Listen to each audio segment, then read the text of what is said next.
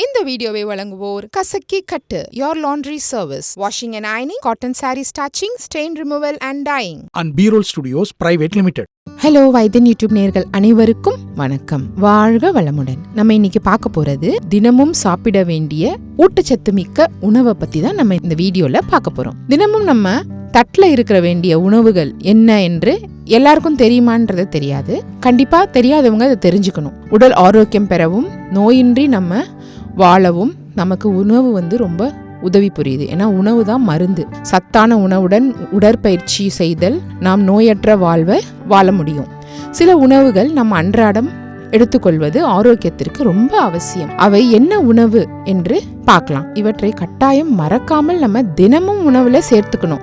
முதல்ல கீரைகள் கேலே ஆகிய பச்சை கீரைகளில் வைட்டமின்கள், மினரல்ஸ் மற்றும் நார்ச்சத்துக்கள் நிறைய இருக்கு. அவற்றில் கலோரிகள் குறைவாக உள்ளது. ஆன்டி ஆக்சிடென்ட்கள் அதிகம் இருக்கு. உடல் எடையை ஆரோக்கியமாக பராமரிக்க உதவுது. அது மட்டும் இல்லாம ஒட்டுமொத்த உடல் ஆரோக்கியம் மற்றும் வளர்ச்சிக்கும் உதவி புரியுது இந்த கீரை. அதனால தினமும் நம்ம கீரை சேர்த்துக்கிறது ரொம்ப நல்லது. அடுத்தது பெரி. ஸ்ட்ராபெரி, ப்ளூபெரி மற்றும் ராஸ்பெரி என பெரி பழங்கள்ல ஆன்டி ஆக்சிடென்ட் அதிகமா இருக்கான். இது நம்மளுடைய உடலின் நோய் எதிர்ப்பு திறனை அதிகரிக்க உதவி புரியுது. நம்மளுடைய உடல்ல உள்ள செல்கள் சேதமடையாமல் இது பாதுகாக்குது. அடுத்தது மீன். சதை அதிகம் உள்ள சால்மன், மெக்கரில், சாரடைன் போன்ற மீன்கள்ல உள்ள ஒமேகா 3 ஃபேட்டி ஆசிட்கள் இதயம் மற்றும் மூளைக்கு மிகவும் நல்லது.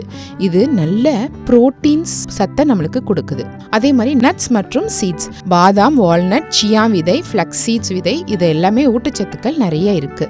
இதுல ஆரோக்கியமான கொழுப்பு, புரோட்டீன்ஸ் மற்றும் நார்ச்சத்து நிறைய இருக்கு. இவை நாட்பட்ட நோய்கள் ஏற்படாமலே தடுக்குது. அதனால நம்ம இதை சாப்பிட்டுக்கிட்டே வந்தோம்னா எந்த நோய் நம்ம உடம்புக்கு அண்டவே அண்டாது. அதே மாதிரி முழு தானியங்கள், கியோனோவா, சிவப்பரிசி, ஓட்ஸ் போன்ற முழு தானியங்கள்ல நார்ச்சத்துக்கள், கார்போஹைட்ரேட்களும் நிறைய இருக்கு. இது உடலுக்கு தேவையான ஆற்றலை வழங்குது. அதே மாதிரி ஜீரண மண்டலத்துக்கும் ரொம்ப முக்கியம் இந்த தானியம். அடுத்தது கிரீக் யோகர்ட் நம்ம தயிர் சொல்றோம் இல்லையா, அதுதான். இந்த யோகர்ட்ல ப்ரோபயோட்டிக்ஸ் அதிகம் இருக்கு. இதுல கால்சியம், புரோட்டீன்ஸ் ஆகியவையும் இருக்கு. இது ஜீரணத்துக்கு ரொம்ப உதவியா இருக்கு. அதே மாதிரி குடல் ஆரோக்கியத்திற்கும் ரொம்ப ரொம்ப நல்லது. அடுத்தது முட்டையில புரோட்டீன்ஸ் நிறைய இருக்கு. அதே மாதிரி தேவையான வைட்டமின்கள் மற்றும் மினரல்களும் கொண்டுள்ளது முட்டை. இவை தசை வளர்ச்சிக்கும் அதை சரி செய்யவும் ரொம்ப ரொம்ப உதவியா இருக்கு. அடுத்தது அவகேடோ ஊட்டச்சத்து நிறைந்த உணவு. இதுல ஆரோக்கியமான கொழுப்பு, நார்ச்சத்து, ஃபைபர் மற்றும் பொட்டாசியம் நிறைந்துள்ளது. இது இதய ஆரோக்கியத்திற்கும் மற்றும் சருமத்திற்கும் ரொம்ப நல்லதுதான். பருப்பு வகைகள்,